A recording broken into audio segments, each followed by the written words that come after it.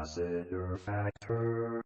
What's up, all my movie-loving maniacs? This is your boy Ben B of the Lassiter Factor, and today I'm going to talk about the Eminem documentary Stance, which had a limited run in the theaters for a little bit and then was recently dropped on Paramount Plus. So let's review. Now, like I said, Stance is a documentary about the life and career of Marshall Mathers, aka Slim Shady, otherwise known as Eminem. It goes about his life, career, and his struggles, and it also talks about his fans who are called stans and basically how Eminem has impacted his fans both in positive and negative ways. And when I say negative, I mean negative from a certain point of view. Let me say right off the bat that I am a lifelong fan of Eminem, despite the fact that he hasn't made an album that I have loved in a long time. I'm not saying he has fallen off, I'm just saying that I feel like at this point in his career, his legacy and impact is solidified and he has nothing left to prove. And I just feel like he should just stop making music because his music just don't hit the same anymore. Despite all that, he is still one of my favorite rappers and, in my opinion, one of the best of all time, even though there are some that like to oppose that. And if you try to come in here and say that I'm not a real Eminem fan, The Eminem Show on vinyl, Curtain Call Greatest Hits on vinyl, Recovery on vinyl. I do own 8 Mile on Blu-ray and a Funko Pop of his character, the Rabbit, from that movie. Oh. Ooh.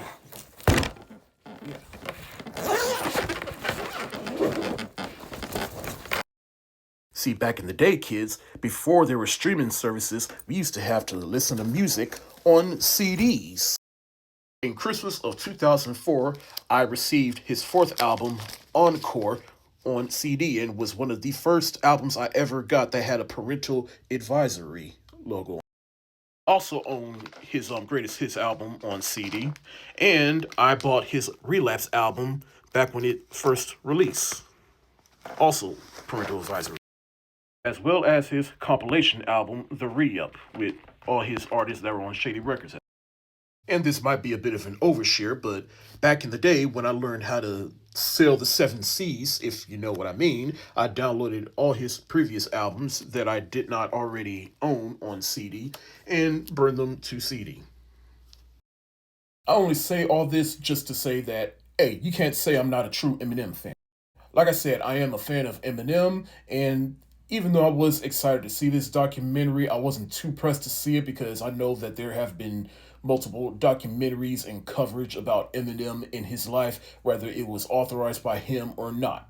But what makes this one so unique is that it also talks about his fans and the impact that Eminem has had on their life and kind of plays into his song Stans, which is about an overzealous fan that is obsessed over Eminem to the point where he's doing destructive things and having destructive behavior. And we get to meet some of those fans that not necessarily like the stand from the music video or in the song, but just feel a lot connected to Marshall Mathers, aka Eminem, in ways that is either healthy or, from a certain point of view, unhealthy.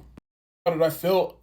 I really did enjoy this documentary. Like I said, it's one of my favorite documentaries. Well, it is one of my favorite documentaries I've seen this year. Granted, I have not seen too many, but this is the one that stands out to me the most, mainly because it is connected to something that I am a fan of, or someone I should say, but also because, like I said, it does cover Eminem's life and career. It covers his beginnings, his impact on hip hop and music in general. They cover all his controversies. They cover all his highs and his lows. But like I said, they also interview some of his fans that consider themselves stans. And it's crazy the links that some of these fans have done. Like, you got one fan that worked at the same restaurant that Eminem used to work at back in the day in Detroit, and she worked there for 10 years in the hopes that he would actually walk in there. You had another fan that was reading into some news about Eminem that turned out to not be true, and then she discovered some Eminem fan fiction, and then eventually she would go on to write fan fiction herself.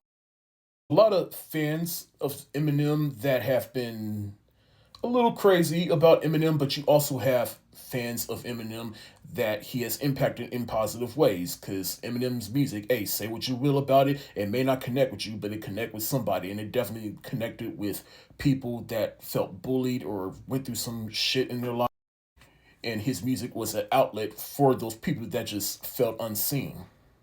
Just got to a point where he has a really devoted fan base that either dresses like Slim Shady, dye their hair, or just live and die by some of his lyrics, and how Eminem has struggled to deal with that. Because it's like, I'm just here to make music. I'm not here to influence anybody. And if you feel connected to me, that's fine. But also, just don't take my music too seriously. And that's how Eminem has felt, especially during those early years of his career. Documentary is definitely a celebration of Eminem and his fans.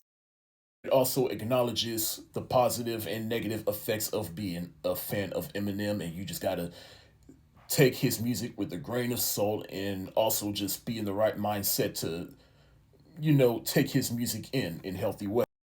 That's why this documentary is called Stance, because it's not only is a tie back to his actual song called Stan, but it's basically a commentary on Stan culture in general. Like it could just be more than just Eminem fans, but you can relate this to Beyonce fans or Taylor Swift fans, or just if you're a fan of a particular music artist and you're just that devoted to them as a fan, you can definitely relate to this documentary.